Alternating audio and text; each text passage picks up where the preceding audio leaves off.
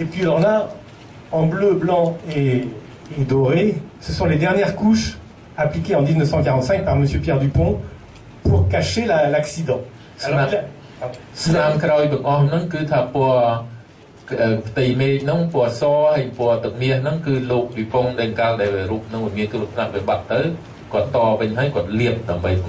Alors le bleu peut paraître étrange pour un Bouddha, mais en fait, il a dû mettre des couches de préparation. Je pense qu'il y avait un pot de peinture bleue qui était dans le musée. Il a utilisé cette peinture, le blanc ainsi, de manière à avoir une surface lisse par-dessus la restauration en ciment et bien appliquer sa peinture dorée pour rendre le Bouddha bien clinquant.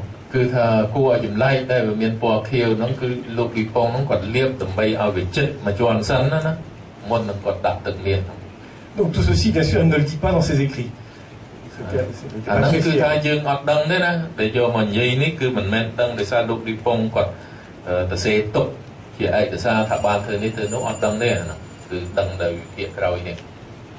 Donc bien sûr, devant l'état de ces statues et puis devant les témoignages laissés par Pierre Dupont, nous avions très envie de savoir ce qui se passait, de faire le travail inverse, aller chercher.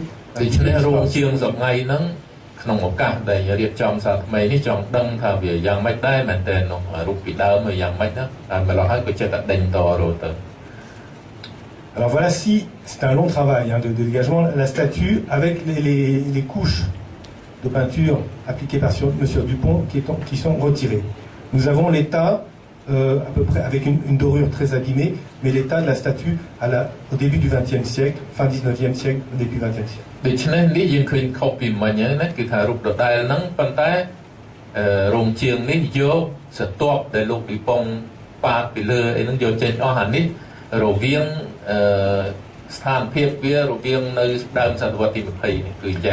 Donc comme vous le voyez, des formes encore très enveloppées, des mains très longues qui sont anormales pour une statue du 8e siècle, une Ushnisha également très allongée, anormale, des proportions qui ne sont pas...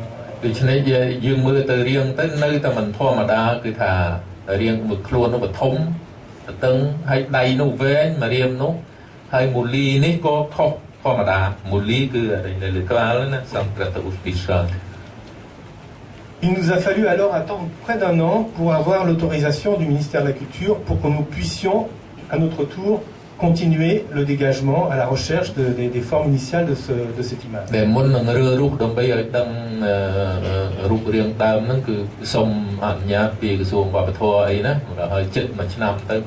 En fait, nous avions fait déjà les sondages, les coupes stratigraphiques que vous avez vues à l'instant, et nous avons fait deux propositions. Soit nous gardions l'état de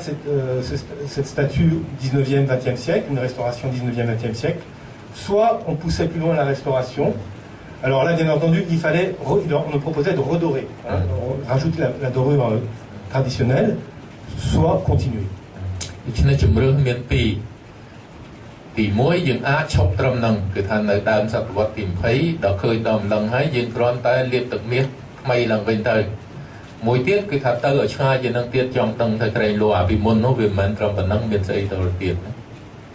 Finalement, tout le monde s'est mis d'accord pour que nous poursuivions la restauration, dans la mesure où tous les sondages nous indiquaient qu'effectivement la pierre était apparemment présente partout.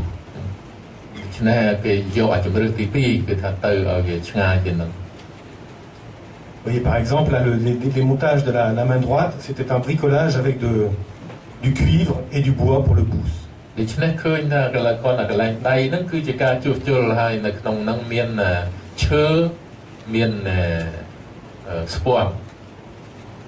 Et puis, là où on était le plus, comment dire,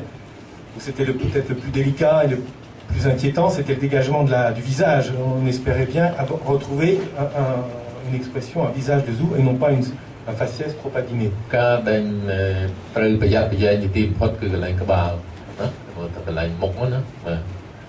En fait, nous sommes arrêtés, nous ne sommes pas allés jusqu'à la pierre. Nous sommes arrêtés à la première campagne de restauration qui date, comme je vous disais tout à l'heure, du XVe siècle.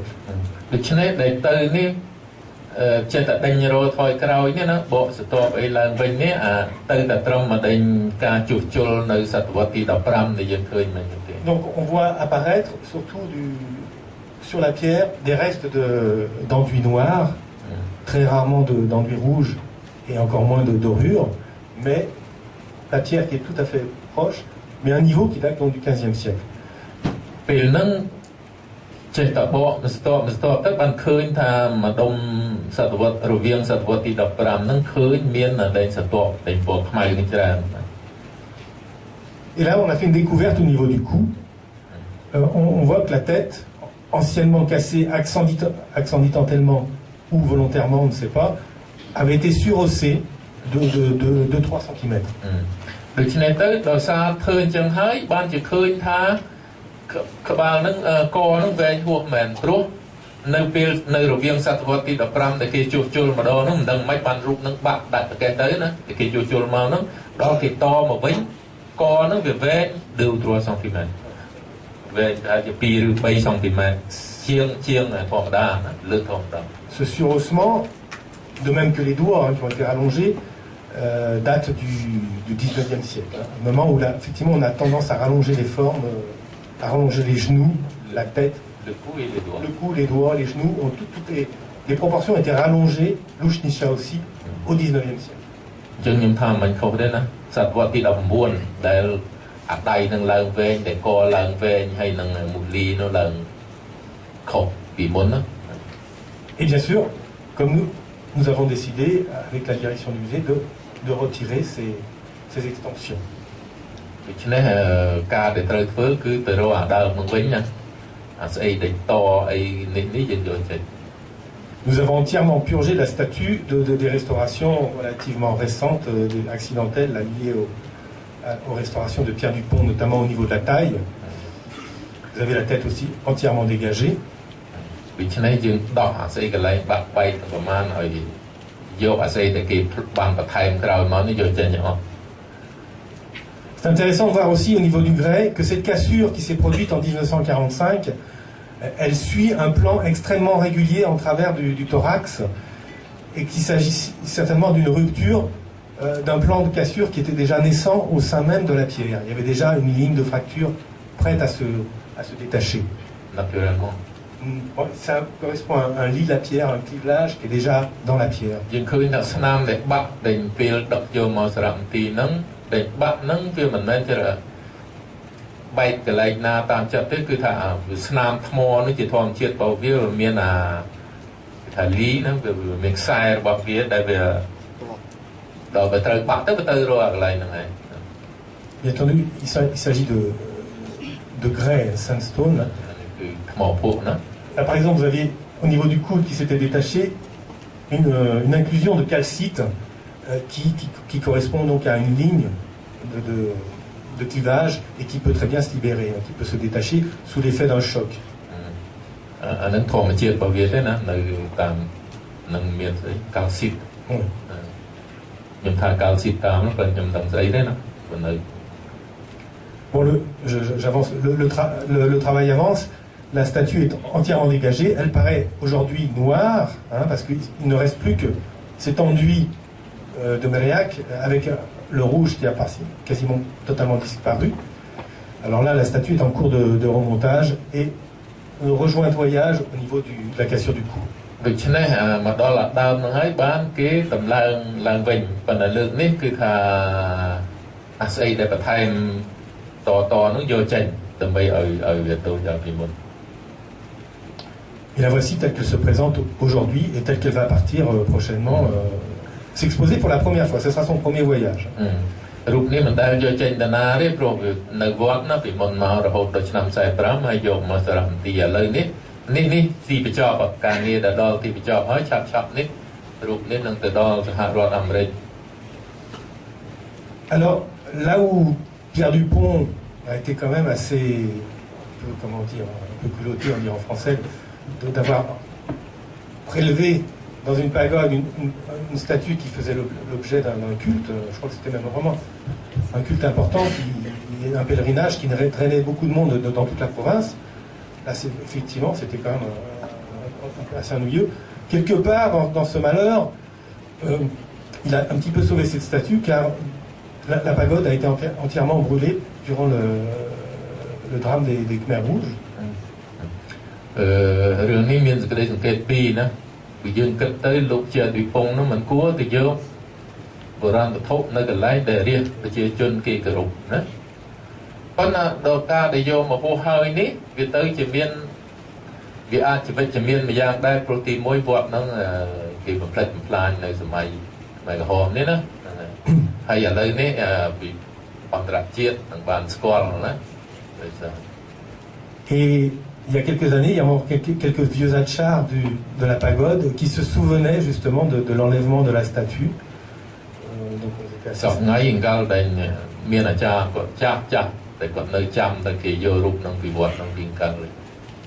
En tous les cas, ici, c'est un exemple tout à fait intéressant d'une statue qui a traversé les siècles et les siècles, qui n'a jamais été abandonnée. Est-ce que c'est son site d'origine? Nous ne savons pas, mais en tous les cas, elle a toujours visiblement fait l'objet d'un culte. Et c'est un exemple tout à fait intéressant.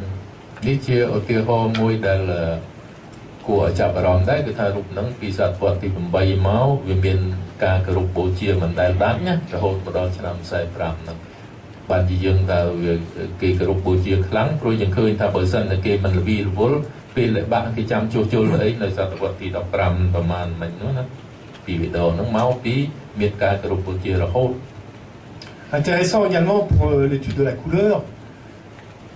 Visiblement, ici, donc, la couleur est apparue à partir du XVe siècle. Je ne sais pas avant, nous ne sommes pas allés chercher, mais apparemment, il n'y a pas de couleur en dessous. Mais apparemment, il n'y a rien de certain. On n'a pas les moyens pour investiguer en dessous, mais apparemment, ces couleurs, cette dorure du moins, dateraient au tout début du XVe siècle. សំណល់ឡើងពណ៌ណាពណ៌ទឹកមាសពណ៌ក្រហមហ្នឹងពួកគាត់គឺថាពីសតវត្សទី15មកណាយើងអត់ដឹងថាពីដើមពីទី8នោះយ៉ាងម៉េចទេ Une vue de vague Kampong en saison sèche, basse eau. On va un petit peu s'éloigner de Kampong Long en allant au sud, en direction du Phnom Da, pour examiner une statue extrêmement intéressante.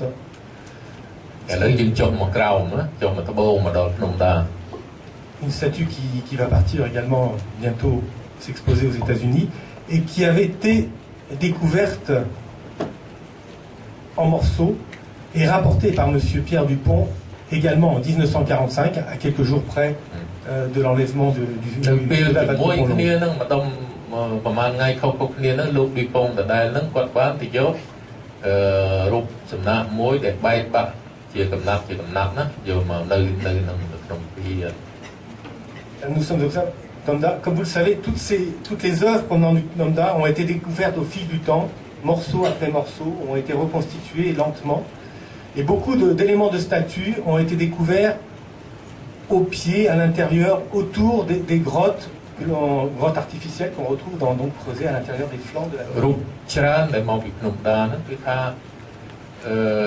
มันមានរូបណាមួយដែលពេញលេញទេវាសិតតែបាក់ជាកំណាត់ចឹងទៅហើយវាច្រើនតែនៅជុំវិញដេញគុហាមិនមែនគុហាធម្មជាតិទេនេះគឺមនុស្សចោះណាមនុស្សចោះ J'ai retrouvé dernièrement une photographie assez intéressante de Parmentier montrant la grotte la mieux conservée à l'époque, avec encore, c'est caché par une empreinte digitale, mais là vous avez un reste de mur en briques qui formait une enceinte à l'entrée de la grotte, qui formait même une salle à l'entrée de la grotte. រូបហ្នឹងវា1930ណាលោកអងឌីតាមងជេណាថតមកហើយយើងឃើញថាពេលនោះមានសំណង់ថ្មីក្រោយមកណាព្រោះអីវានៅតែចំពោះប្រជាជនមិននៅជាទីគោរពបូជាអញ្ចឹងឃើញមានផ្ទះខ្ទប់ស្អីគាត់ឬក៏ផ្ទះអីស្លឹកនៅ Il y avait donc un mur très épais, hein, qui délimitait une sala à l'entrée. Il restait, il y a encore peu de temps, l'encadrement en schiste d'une porte, aujourd'hui qui est par terre.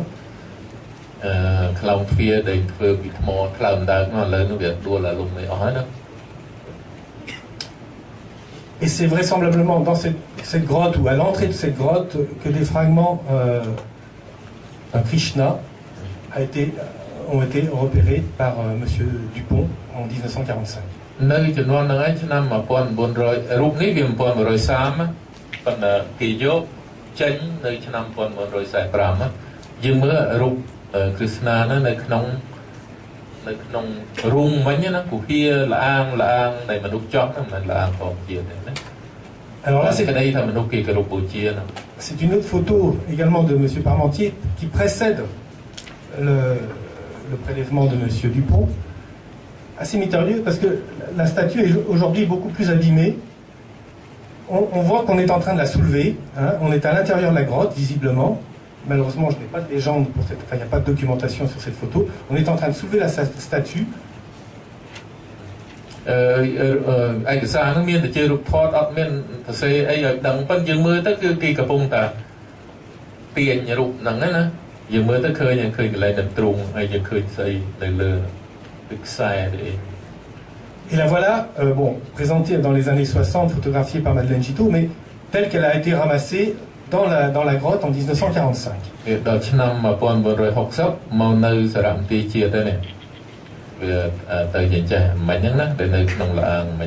voyez qu'il s'agit d'une sorte d'homme tronc. On voit d'après le mouvement du corps que le bras gauche a tendance à vouloir être dressé, à être levé.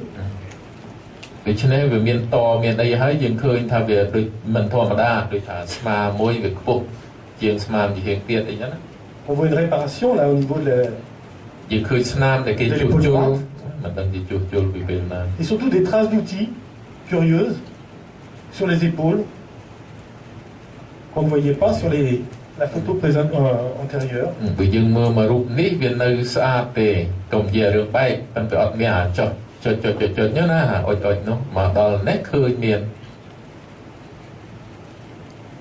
Alors en 1997, pardon. Nous avons fait juste une première campagne de restauration. Nous l'avons déposée.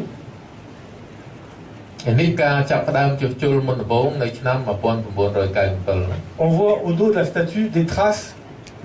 de ponts de pierre qui devaient des traces d'arrachement de la pierre qui démontrent que la statue était fixée contre une stèle, contre un dos. Il y avait un étainement en grès qui a été arraché. Il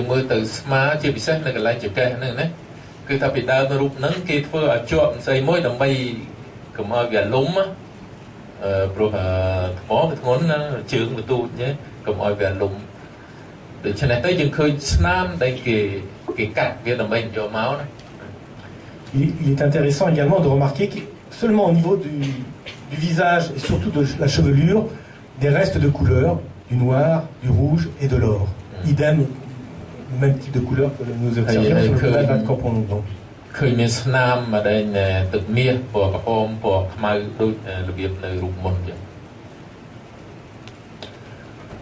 Nous avons, à cette époque-là, seulement dérestauré, retiré des anciennes restaurations correspondant à une cassure, pareil, une cassure très régulière du faciès, une très belle cassure. On voit le visage se détacher comme un masque, ainsi que l'épaule. Des restaurations en ciment avec du fer qui n'étaient pas très élégantes, que nous avons démonté et remonté.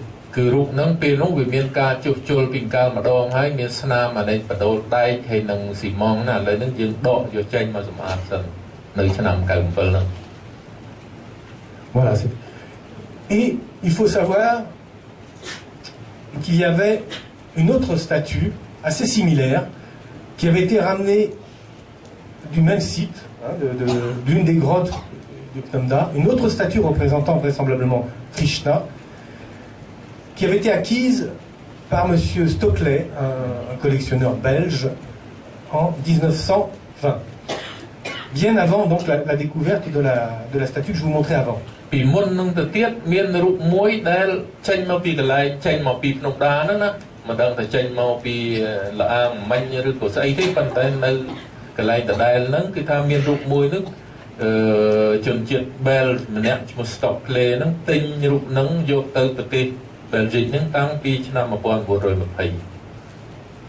Statue, je ne vous ai pas donné les dimensions, mais qui sont à peu près un peu inférieures à la taille humaine.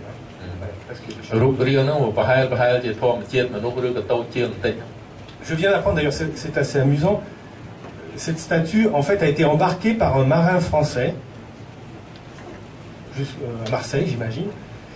et il l'a vendue à un collectionneur français contre une moto, en fait, il a échangé, qui ensuite a été acheté par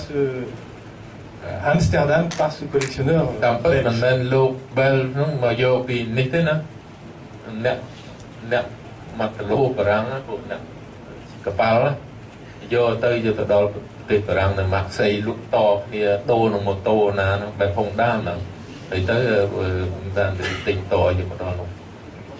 En fait, il a été acheté par M. Stoclet, qui est un grand industriel très riche, qui s'était fait construire un palais Art Nouveau à Bruxelles, qui abritait des grandes collections. Et il avait installé donc cette fameuse statue dans un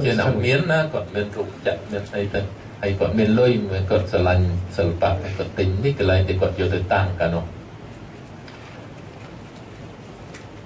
Monsieur Moget, qui a beaucoup travaillé dans le sud du Cambodge dans les années 30-35, qui a restauré le ashram à Rosei, a trouvé d'autres éléments, justement aux abords des grottes, des morceaux de jambes, cet élément également avec une main, ce dos, ce chevet en pierre, cette base avec un tenon. Il a retrouvé des éléments avec notamment donc cette main qui forcément lui évoquait la statue partie chez M. Stoclet. Et ça a été envoyé. Et donc il a tout envoyé, pensant que c'était le complément, forcément, parce que les autres statues du Kamdan n'étaient pas connues. L'autre Krishna n'était pas connu. Il a tout envoyé, donc il a envoyé ces morceaux à M. Stoclet pour qu'il puisse compléter la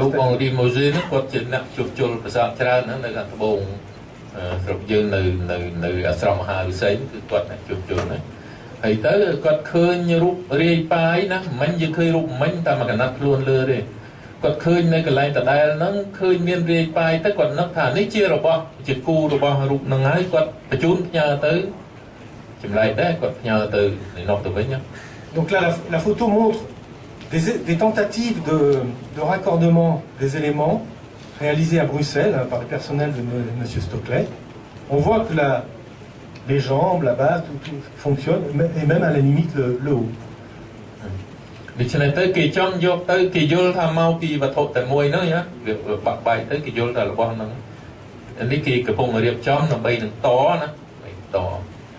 Mais M. Stoclet préférait voir la statue présentée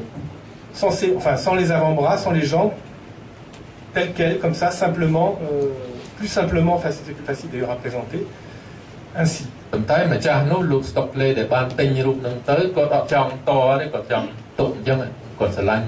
Il n'avait pas envie de restaurer, mettre des goujons embouchés,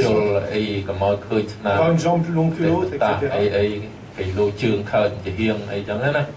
Il a préféré se débarrasser de ces morceaux et les enterrer dans son jardin.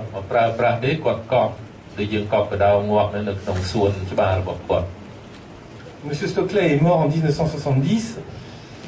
et c'est le musée de Cleveland, il y a une vente de sa collection, le musée de Cleveland a acheté le fameux Krishna, l'homme au bras levé, le Krishna de Stoclet.លោក Stockley ហ្នឹងម្ចាស់មិញដែលថាអ្នកមានមិញគាត់ស្លាប់នៅឆ្នាំ1970ទ្រព្យសម្បត្តិបុរាណវត្ថុអីគាត់មានផ្សេងៗហ្នឹងលក់ទៅសារៈ